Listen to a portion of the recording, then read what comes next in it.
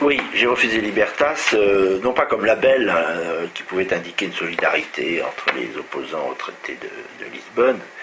C'est comme ça que je l'avais pris d'abord, et d'abord ça n'avait pas paru tout à fait scandaleux, mais petit à petit je me suis rendu compte que cet organisme pan-européen, qui a un siège à Bruxelles, d'ailleurs très consistant, très bien doté, prenait en main la campagne des souverainistes un peu partout. Et quand il l'a refusé, les partis, notamment les partis membres du groupe Indépendance et Démocratie au Parlement européen, dont je suis vice-président d'ailleurs, et bien à ce moment-là, il lançait des candidats contre eux, c'est-à-dire brouillant complètement les messages, et au risque de faire perdre un bon nombre de sortants. En Grande-Bretagne, par exemple, UKIP, le parti qui a obtenu 18% en 2004, 18,5%, qui fait un très gros score, qui a 10 députés dans notre groupe, a refusé le discours très supranational au fond de Declan Ganley et a décidé de courir sans son label, moyennant quoi il a annoncé qu'il présenterait des candidatures partout contre eux, ce qui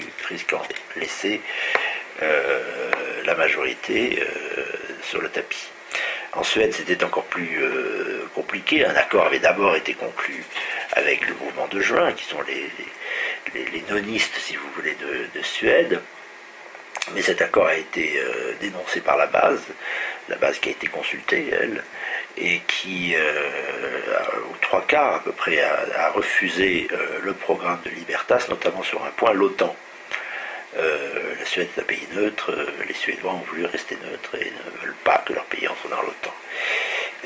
De surcroît, ils ont refusé, comme ma collègue danoise aussi, de donner l'impression, même si c'est faux, mais de donner aux électeurs l'impression qu'ils sont financés par un milliardaire américain, ou tout au moins irlando-américain, qui fait beaucoup d'affaires avec les armées américaines, et dont les conceptions finalement sont pas très claires. Donc ils ont refusé eux aussi Libertas, mais Libertas n'en présente pas moins des candidats contre eux. Je trouve que c'est une solidarité entre souverainistes ou eurosceptiques assez douteuse, puisque ça consiste au fond à les diviser.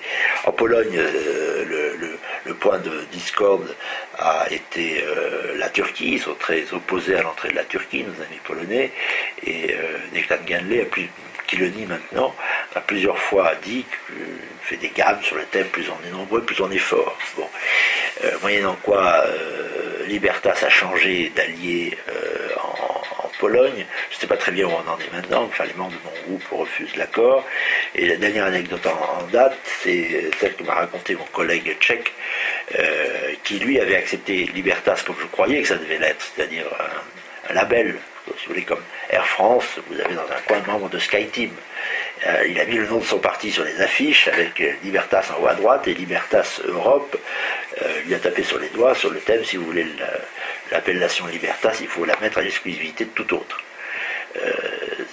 Cette espèce de machine nouvelle qu'on ne connaissait pas, qui a finalement son propre programme éloigné d'une autre et qui empêche les partis ou les souverainistes de chaque pays de décliner leur propre thème sous leur propre couleur, ça me paraît une opération extrêmement curieuse, pour ne pas dire plus.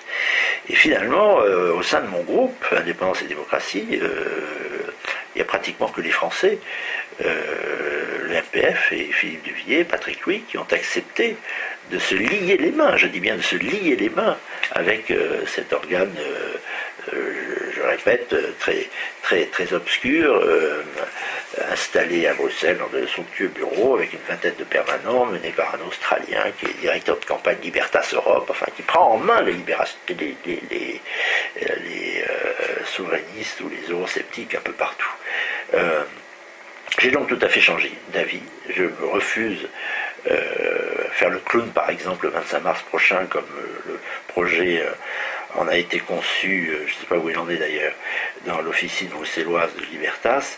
25 mars à Rome, tous les candidats devraient être présentés avec un t-shirt orange sur lequel on lirait Libertas, A New Team for Europe.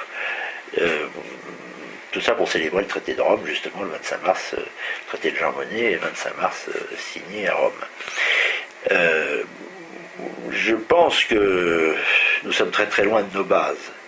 et qu'il faut que nous sachions courir sous nos noms, notre nom, sous nos principes qui ont été victorieux lors du référendum de 2005, avec les mots propres du vocabulaire français, de la politique française traditionnelle. Et je ne comprends pas d'ailleurs que nous nous laissions absorber comme ça, alors même que nous autres souverainistes, on devrait commencer par donner l'exemple et rester nous-mêmes et ne pas accepter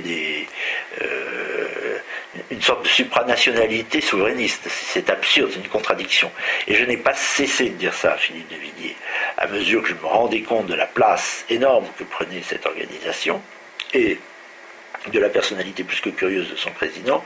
Et le résultat, c'est que, ayant refusé le label Libertas, comme j'ai fini par le dire clairement à Philippe de Villiers, eh bien je ne serai pas son candidat. Je le suis donc sous mes couleurs, mais avec le soutien, je pense, de tous mes amis du MPF.